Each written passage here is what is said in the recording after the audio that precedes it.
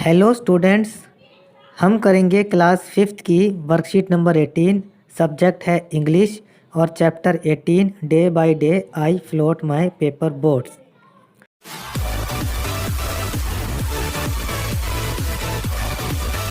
Question number 1, give differences between older means of communication and modern means of communication.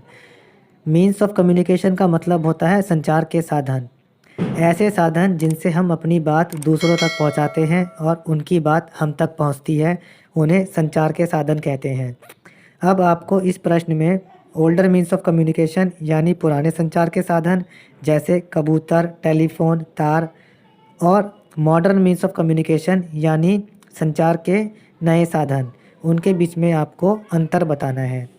कुछ आपको आधार दे रखे हैं जैसे स्पीड ऑफ सेंडिंग मैसेजेस यानी संदेश भेजने की गति। ये ओल्डर मीन्स ऑफ कम्युनिकेशन में स्लो यानी धीरे होती थी। मॉडर्न मीन्स ऑफ कम्युनिकेशन में फास्ट होती है, क्योंकि मोबाइल कंप्यूटर से अब हम बहुत जल्दी मैसेज भेज सकते हैं। सेकंड पॉइंट देखिए, ईज़ ऑफ यूज़, इस्तेमाल करने की आसानी। तो ओल्डर मीन्स ऑफ कम्युनिकेशन को इस्तेमाल करना डिफ़िकल्ट, मुश्किल होता था। मॉडर्न मीन्स ऑफ कम्युनिकेशन को इस्तेमाल करना इजी यानी आसान होता है। 3, टेक्नोलॉजी यूज्ड, कि टेक्नोलॉजी कैसी यूज़ की जाती थी। ओल्डर मीन्स ऑफ कम्युनिकेशन में ओल्ड टेक्नोलॉजी यानी पुरानी तकनीक का इस्तेमाल होता था। मॉडर्न मीन्स ऑफ कम्युनिकेशन में न्यू एंड मॉडर्न टेक्नोलॉजी, नई टेक्नोलॉजी का इस्तेमाल होता है। Fourth, cost of a message, message को भेजने की कॉस्ट। जो ओल्डर मीन्स ऑफ कम्युनिकेशन है उनमें हाई होती थी कॉस्ट, ज़्यादा होते थे, ज़्यादा पैसे लगते थे। मॉडर्न मीन्स ऑफ कम्युनिकेशन में लो है कॉस्ट यानी कम पैसे लगते हैं। Question number 2, right about your memorable favourite experience of travelling, you can use the given clues while writing. अब आपको एक ऐसे अनुभव के बारे में लिखना है जिसमें आप घूमने गए हो और आपको वो याद रहा हो या बहुत अच्छा लगा हो। तो इसमें हम लिखते हैं, last year I went to Goa with my family, पिछले साल मैं अपने परिवार के साथ गोवा गया। We reached there by train, हम वहाँ ट्रेन द्वारा पहुँचे। We stayed there for 3 days, हम वहाँ 3 दिन रुके। We stayed in a hotel, हम एक होटल में रुके। On the first day we visited the beach, पहले दिन हम बीच पर गए, समुद्र तट पर गए। वी सॉ बिग शिप्स, हमने बड़े बड़े पानी के जहाज़ देखे। On the second day we went to Mandovi river, दूसरे दिन हम मंडोवी नदी के पास गए। We enjoyed in a boat, हमने एक नाव में खूब मज़े किए। On the last day we visited a fort, आखिरी दिन हमने एक किला विजिट किया, एक किला देखने गए। We clicked some pictures and returned to our hotel, हमने कुछ फ़ोटो खींची और हम अपने होटल वापस आ गए। In the evening we left for Delhi, और शाम को हम दिल्ली के लिए रवाना हो गए। बच्चों, आप अपना कोई सा भी ऐसा अनुभव लिख सकते हैं जिस यात्रा में आपको मज़ा आया हो। क्वेश्चन नंबर 3 देखिए, fill in the blanks with collective nouns. पहले जानते हैं कलेक्टिव नाउंस क्या होते हैं।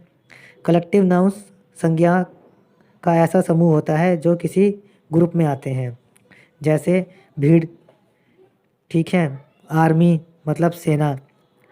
अब देखिए हम इन कलेक्टिव नाउंस से ये फिल इन द ब्लैंक्स करेंगे।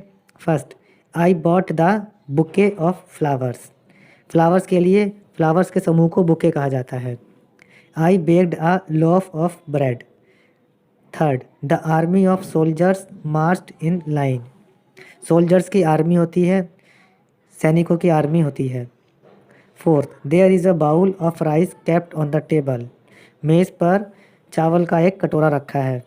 Fifth, a band of musicians are performing on the stage, संगीतज्ञों का एक बैंड स्टेज पर परफॉर्म कर रहा है यानी संगीत दे रहा है। Question number 4, add the suffix L Y and make new words. अब आपको कुछ शब्दों में एल वाई सफिक्स लगाना है और नए शब्द बनाने हैं। तो पहले जान लेते हैं सफिक्सेस क्या होते हैं। सफिक्स शब्द एक ऐसा शब्दांश होता है जो शब्दों के अंत में लग करके उनका मतलब चेंज कर देता है।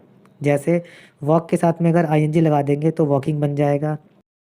अब आते हैं इसके फर्स्ट पार्ट पे, she shouted at me angrily, वह गुस्से से मुझ पर चिल्लाई।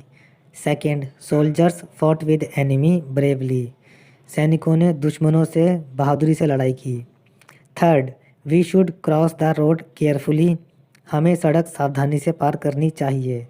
Fourth, finally I have finished my work, अंत में मैंने अपना काम ख़त्म कर ही लिया। Fifth, Arjun has drawn the picture beautifully, Arjun ने बहुत खूबसूरत तरीके से पिक्चर बनाई। क्वेश्चन नंबर 5 देखिए, यहाँ पर आपको एक खाली स्थान दिया गया है और कुछ चिन्ह दिए गए हैं, सिंबल्स दिए गए हैं। उन सिंबल्स के मतलब बताए गए हैं आपको। आपको इस खाली जगह में अपने पड़ोस का कोई नक्शा बनाना है और आपको उनमें इन निशान का, इन सिंबल्स का इस्तेमाल करना है। जैसे अगर आपके पड़ोस में घर है तो उसके लिए आपको इस चिन्ह का इस्तेमाल करना है।